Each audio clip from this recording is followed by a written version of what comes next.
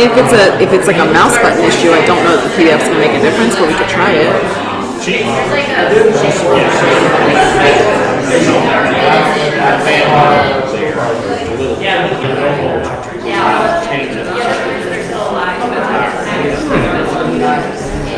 Oh, here, sorry, the buttons work better than the actual trackpad. Here, we got the mouse. Is it up the flash?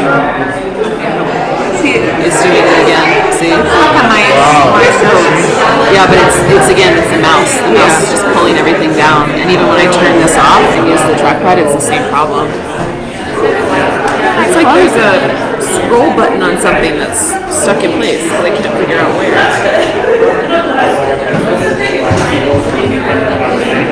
Yeah, that's the machine. It's why don't we turn it off? Yeah, try to reboot it. Let's reboot it.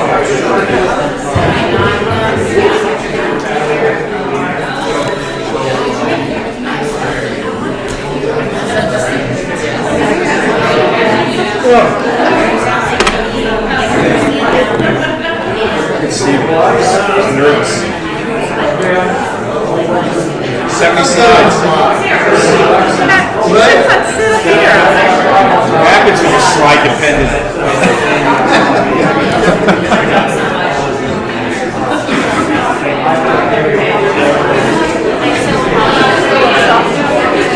No, it's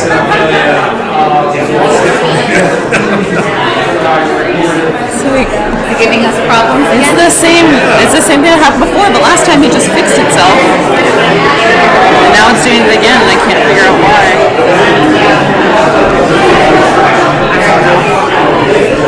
Technology restarting again. That is ever he does. Fixed itself after rebooting. I think it did last time. Yeah, it did last time. And we got through 2 presentations without it being a problem, so with 3 different users, so it's just sensitive. It doesn't like to be overworked. No. It's like it's Saturday. I'll turn this off while we're troubleshooting. I'll unplug the screen.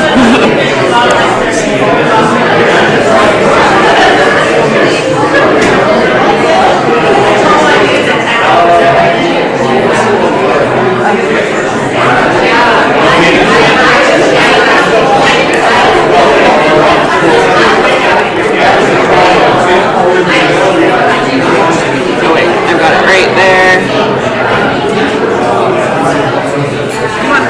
These are PowerPoints, by the way.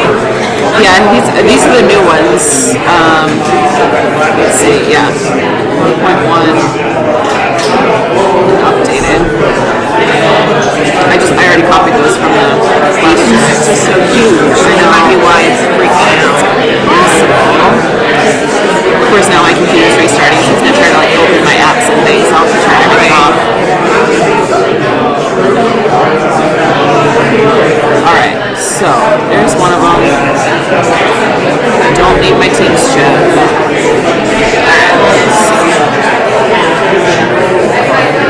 Slideshow. Turn off the narrations, turn off the timings, use presenter view. Okay, good. It's not showing the notes. That's okay. And then the other one. Oh, it must have recovered those. Let me close the ones that say recovered so we don't have too many things open. It's good. I think we got it to work. It's happier now. Oh, it's happier? Let's not jinx anything yet. It's good to be happy. Oh yeah. Okay. So this is the second one, right? Yeah. Okay. So I'm just gonna minimize this one. Which one's that one? Said to shut it off. I restarted it. Yeah. No. You're going.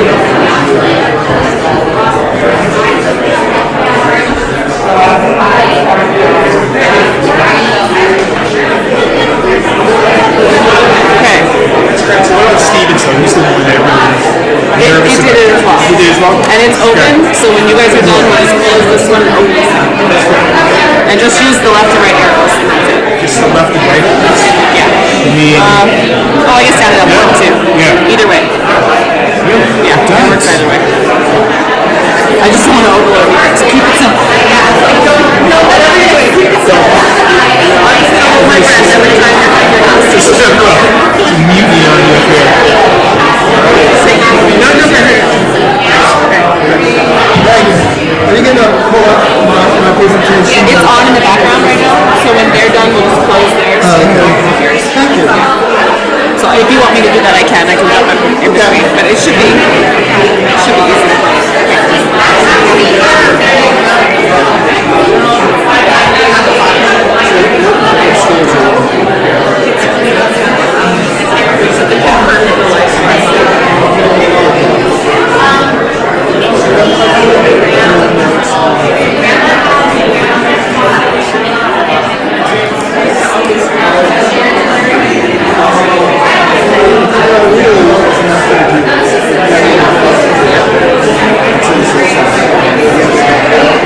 I'm gonna do that.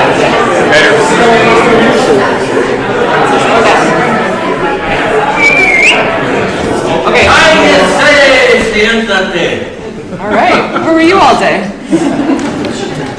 All right. Thanks, guys.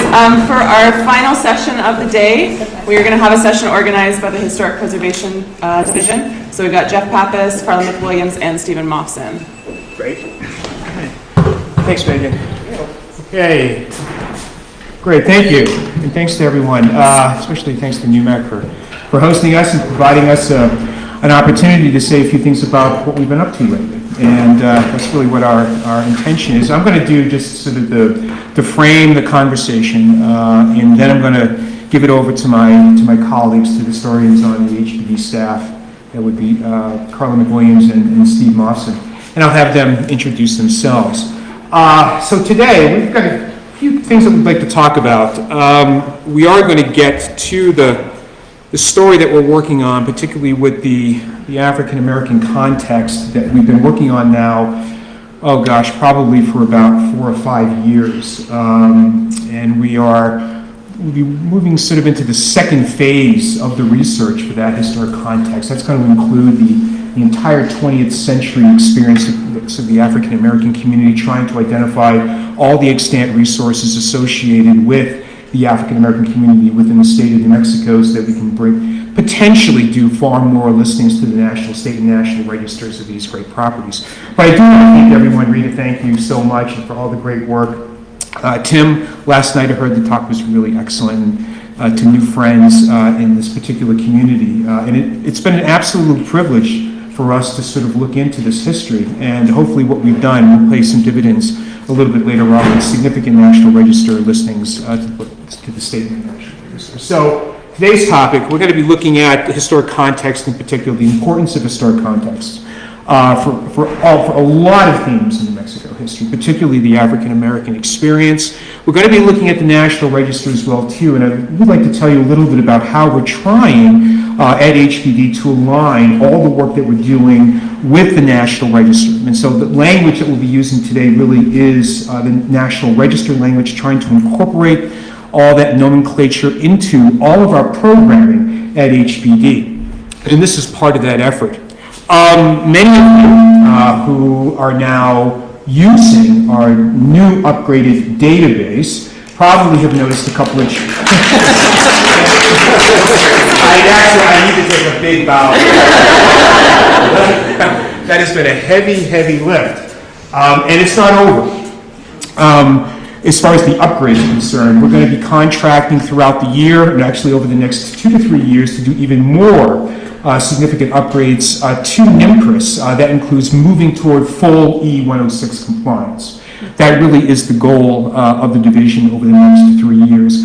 But with that, though, you probably have noticed, though, that our forms have changed. Maybe ever so slightly, maybe ever so not. The HCPI form in particular is something we paid very close attention to over the past 3 to 4 years because it just got unruly. So we've condensed it now to 2.5 pages. Hopefully it's something that you can do reasonably efficiently as you move through your work to record the built environment. And of course, we're working on the LA forms and working on the NIAF as well. We're going to continue to bring efficiencies to those programs, to those forms, to everything. But if you'd notice, though, particularly with the HCPI form, we have completely aligned it with the language of the National Register. We are moving from identification right through to eligibility, and we're moving you, the client, through it so that once you get to the end of that document, hopefully you can make a reasonable determination at that point whether the property that you're working with is eligible to the National Register. Now with that, there are two additions to the HCPI form that are crucial, something that I do want to talk about today because it is related to this notion of historic contexts. If you notice, though, there is a place now where you have to at least consider the 7 aspects of integrity in the new HCPI form, and you also have to identify an historic context, okay? And again, these are new additions, but again, we're trying very hard to align all the National Register sort of responsibilities that we have into all of our forms and how we document our properties. So again, with that, I'll be talking about that just a little bit. But more importantly, though, today, it's really about the work that we're doing with the African-American history within the 20th century of Mexico. And again, we began to sort of look at this real seriously around 2016, and now we're contracting with various folks and historians to really bring that to light. But Carla and Stephen are going to talk primarily about that. My job today, though, is to talk a little bit about the importance of historic context, really, because I think we're a little bit behind as a state in historic context development, and I'll get to sort of a brief history of that, where we had been, where we are now, and where I'd like to be in the future. So what is the relationship between SHPO and the NR? It's joined at the hip, right? Everything that we do as a SHPO, as a State Historic Preservation Office, must align with the requirements of the National Register, and we'll talk about what that means for historic context. Crucial to that relationship with the National Register is to have a robust historic context program. Everything, and if you've noticed in the bulletins, if you're a student of the NPS bulletins, you'll notice that first and foremost in every bulletin is that everything, all of our decision making in the NR process and in the Section 106 process and at the state level is derived from having excellent historic context, understanding the history of the state so that we can begin to think about significance, right, in a very profound way. We'll be talking about sort of a brief history of historic context development, as I mentioned, and then a plea for more context, plea really to our state and federal partners to potentially work with us over the next 5 to 10 years for the crucial funding necessary to do better historic context development in the state so we can get the kind of history that we need to make these important decisions. And the one that we're working on right now, however, though, and something that Stephen and Carl will talk about, is the African-American experience in 20th century New Mexico. Enhanced NMCRIS. And this is the language now, actually. I just want to bring this to your attention. So when you go into NMCRIS and do your work there, again, for those of you that aren't familiar with that, that's our database. All of the clients that we work with across the state use NMCRIS to record historic properties, and those are the forms that we use to make critical decisions about assessments of effect and determinations of eligibility for the National Register. But the language now that's in, which is new, okay, which is now in the enhanced NMCRIS, is this. The form is intended for the recordation of buildings defined by the National Register. And again, we are conforming everything to the National Register as a resource created principally to shelter any form of human activity. Guidance appears as hyperlinks. So that was one of the enhancements that we've made in NMCRIS. We are now hyperlinking everything to those sections of the bulletin so that you can then read it, better understand it, and then you can apply that in your work.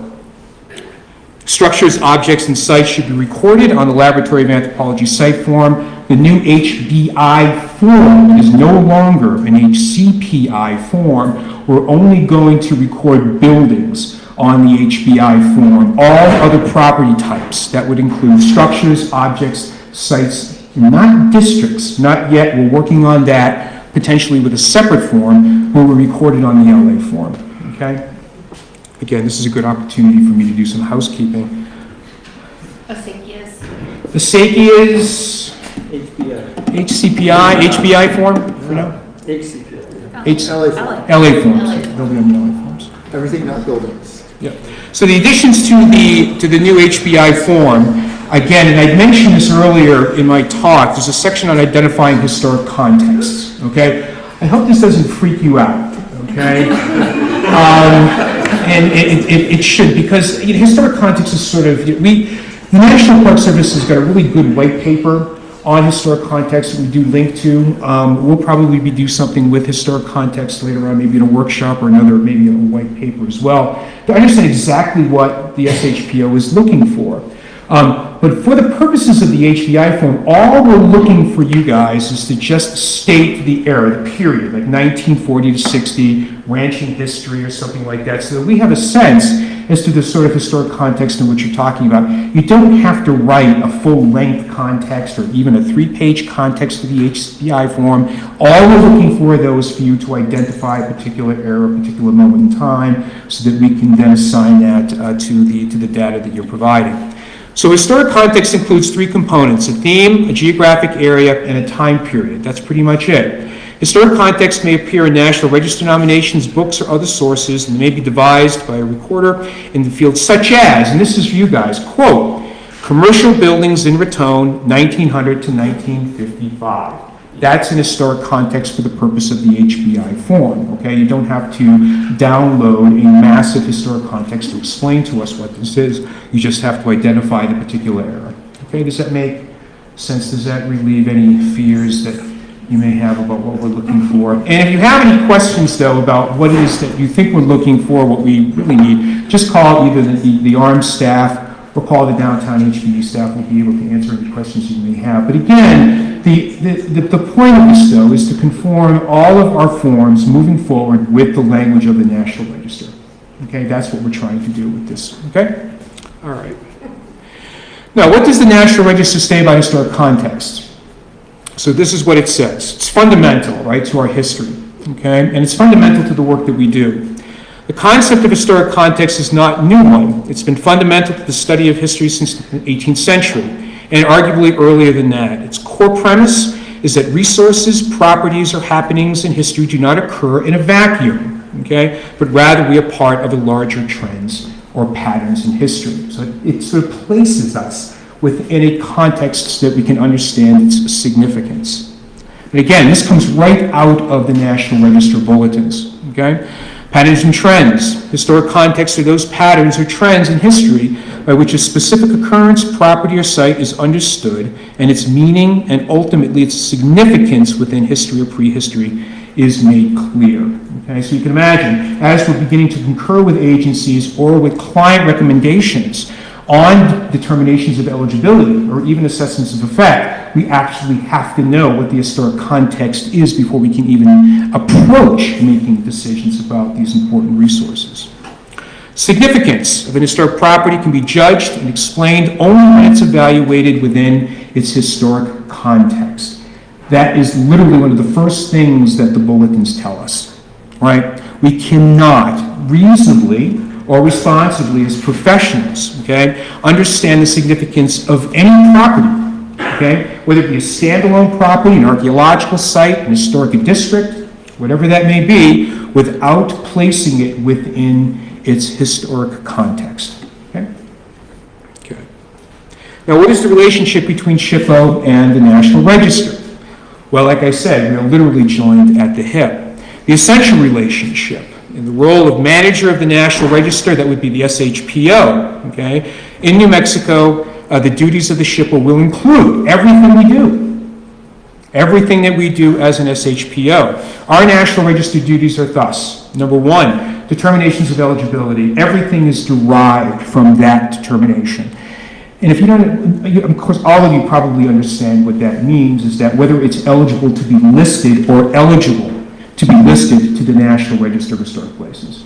Because if a structure or any property type, in fact, is not eligible after we make that initial evaluation, right, we have nothing to do with that property until it is eligible to the National Register, okay? We do not render any kind of professional judgment or guidance on properties that have not been determined eligible in the National Register. So again, everything that we do has to come from making that decision. And we can't make that decision without understanding the critical historic context in which that property resides. That's why doing things like Dr. Nelson has been doing, what Rita's been doing with her organization, to understand the broader history of the African American experience in New Mexico. Without knowing that, there's no way that we could understand the importance of, let's say, a Phillips Chapel, let's say beyond its architectural tradition or its integrity. Assessments of effect, all right? So when we determine something that is eligible to the National Register, then our next responsibility, of course, is to determine whether or not that property is going to, if there's an adverse effect or a no effect or a no adverse effect as a result of the undertaking on that property.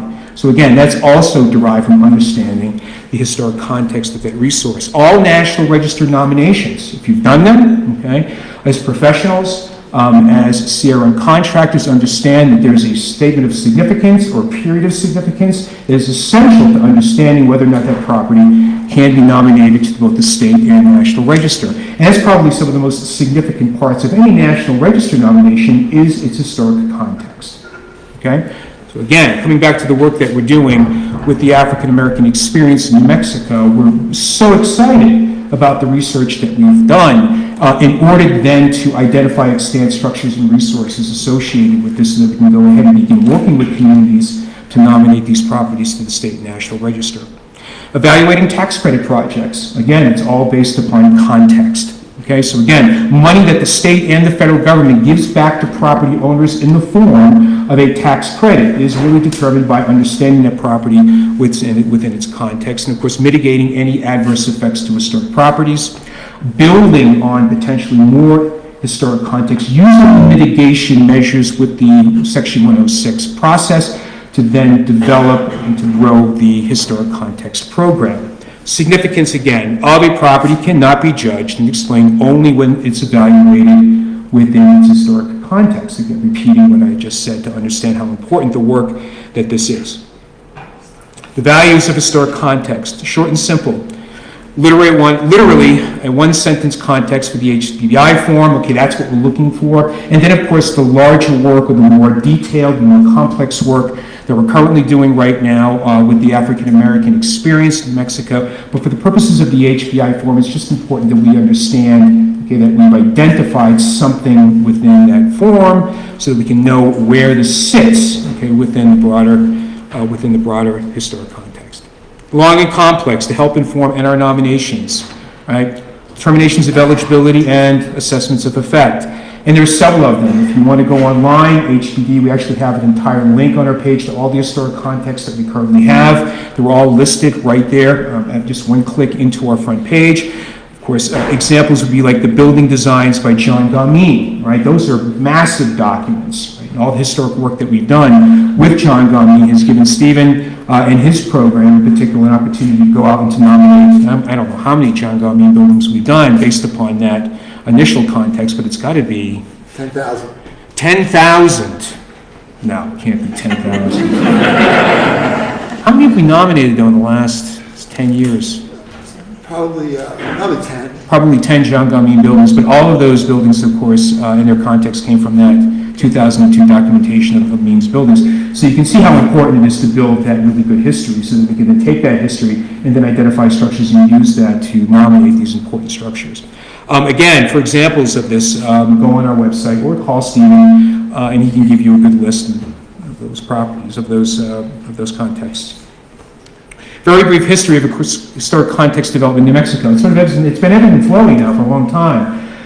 The office opened up, the National Historic Preservation Act, of course, was passed in 1966. By 1969, there was an office set up to administer the NHPA program. By the 1970s, we're pretty much on our way with Tom Merlin's hire back in 1975.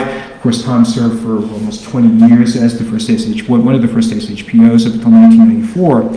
And we begin to see context development coming out of the sort of the southeast with Pete Eitenbach's work in particular, particularly with ranching histories in the southeastern part of New Mexico.